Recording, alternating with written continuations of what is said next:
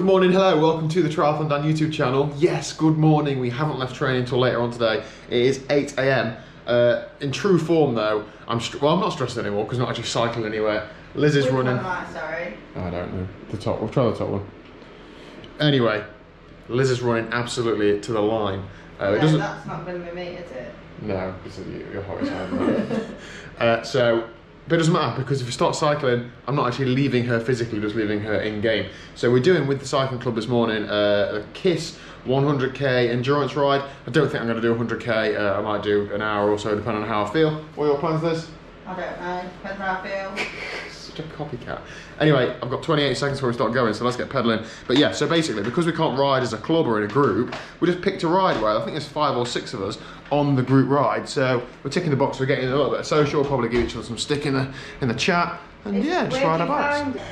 Liz is devastated because she spent a good 20 minutes or so last night dressing up as Zwift avatar to look cool, didn't you? Yeah. And now you're in a group ride, you have to wear their kit. Unlucky. Oh, so this is like a zone 2, zone 3 tempo ride. I'm just going to do an hour or so, I think. It's pretty much like a club ride. All the little lumps, it's hard, then it's just a tempo on the flat. It's good, but I'm going to talk about a week's training in a minute. It's not fatigue that I necessarily need or want in a minute. I have also just observed Liz saying under her breath, "That'll show them power to weight," as she went past some people going up a hill. Elizabeth, what is going on? They only took me on the flat. See? This isn't a relaxed zone 2 ride at the minute. People are kind of having a bit of a smash fest. Smash So I had fest? this Why do you that group word? pass me on the flat, and I caught them on the hill because I had obviously better power to weight than they did. That'll show them. It's a group ride, it's not a race. It's a race. So I've called it a day at 45 minutes. I don't know what the stats were, but we'll look at that in a minute. Liz, you're still going strong, aren't you? Going strong. What was your description of a Zwift ride a minute ago? What was it? You go steady for a bit, and then you do what? Then you have a smash fest, then you have a minute. Yeah. And you smash it again. Excellent. Cheers to Gary as well for saying hi on the ride. Good to chat. Liz, you finished now? Yeah, 2 hours finished. That's awesome. Great riding. And on your ride, what happened towards the end? A faster group came flying past, and the group I was with surged on, so I got dropped.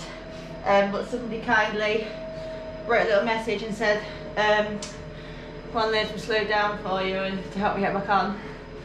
How incredible is that? I don't know if it's somebody who follows the channel, or maybe it's just somebody who just really on Zwift. Gisborne, so thank you. I couldn't type thank you at the time, but thanks. Yeah, that is incredible. I think we're actually indoors in our garage, but you're riding with people and you're actually like riding with them. Oh, brilliant. Fun. Yeah. Anyway, let's have a look at our training weeks. Okay, so I'm conscious that whenever I talk about my training, I use training peaks, I'm talking about training stress, using all these things that I think is quite normal because I've used it for a few years, but might not actually be normal for you guys. I know some people use training peaks, some people don't. So I wanted to share how Liz tracks her training. And Liz does use Strava, and she does have training peaks, but she uses training peaks more than anything to put a session from training peaks onto Zwift. Yeah. So Liz, talk us through how you track and monitor your training. So I mainly use Strava, and like Daniel says, Training Peaks just for transferring sessions from there to Zwift. But I also have a little symbol on the calendar. So R means run, B means bike, and then where there's a gap, it means I've not done anything, I've had a rest day. So you stood here yesterday, you said to me, "I've had a good week this week, Daniel, I've done," and you pointed out what you'd done.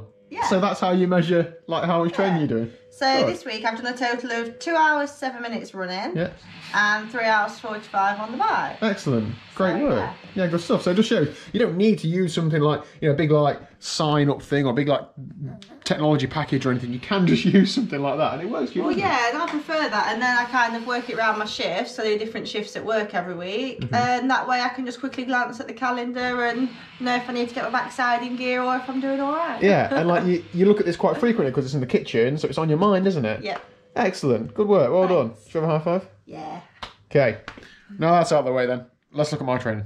Okay, good evening. So it's Sunday evening now, and this is the sort of time where I look back at the training I've done for this week. So we've already looked at Liz's on the calendar. Now we're looking at mine on an actual computer, 21st century. Now, first of all, I am 1 week into not eating like a complete fool. So not eating sweets, not eating biscuits. I've had none of those all week. Yes, we had a takeaway last night, but you know, give and take. Generally, I've had well all week. However, let's look at what the weigh-ins were, because that's the main focus, isn't it? So let's scroll up. You'll see here on the 4th of January, I weighed 201.3 pounds. And today, on the 10th of January, I weighed 201.2 pounds. And you'll see I've weighed in every day this week so I can track the peaks and the troughs, down a bit, up a bit, etc. So, I mean, if I'm honest, I'm very disappointed with that. Like, a week I think is long enough to see some sort of change. However, what that means is that I'm not doing many things right, but there's something to do with my diet that I'm not doing right. So this week I'm going to start logging what I'm eating. I'm going to be trying to think smarter about when I'm eating and what I'm eating. I'm not going to make any drastic changes. I'm going to understand exactly what I'm eating, how many calories, what that's made up of, what time of day I'm eating, that sort of thing. I'm going to use MyFitnessPal to log it all, so I've got some sort of idea what it is. Track the weight as per normal as well, and then see what happens at this point next week. I'm not going to panic about the next couple of days. I'm going to look at it, like once a week, this sort of thing. So let's look at the training then.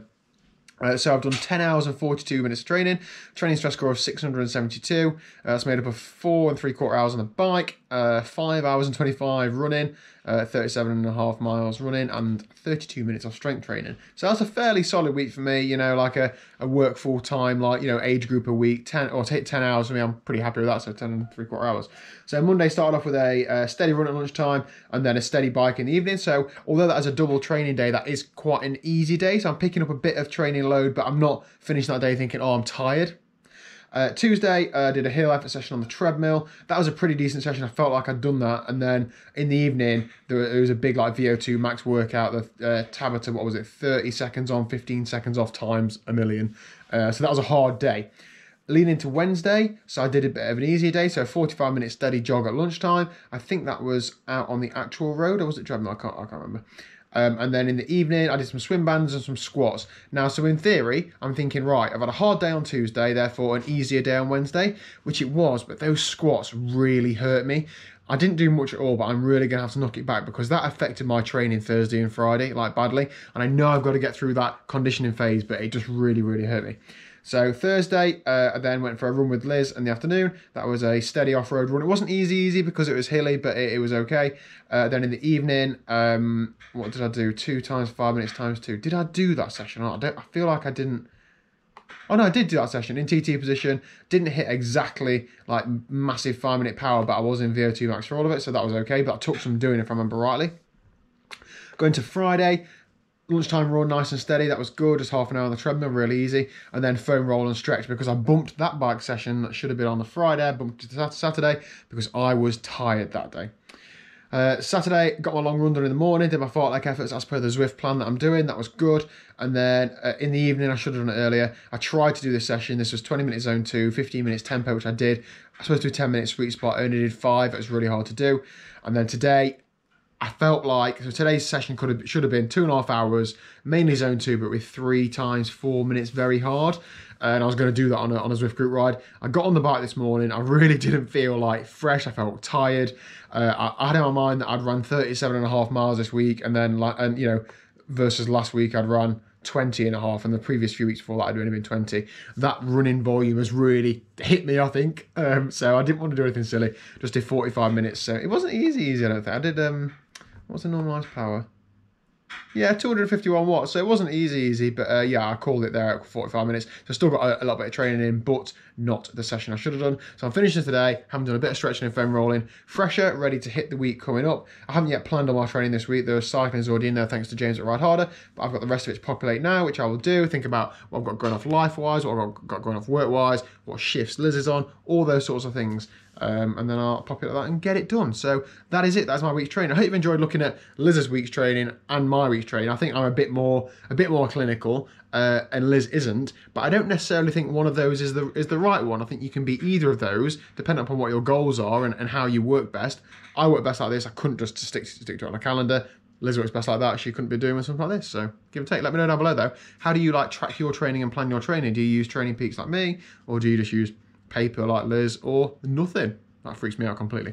But anyway, that's it for today's video. Thank you very much for watching. Hope you've all had a good training week. Hope you all had a good weekend. Oh, it's Monday today by the time you see this video. Hope you've had a good Monday. Subscribe if you haven't already, and I'll see you tomorrow at 4 PM. Thank you very much.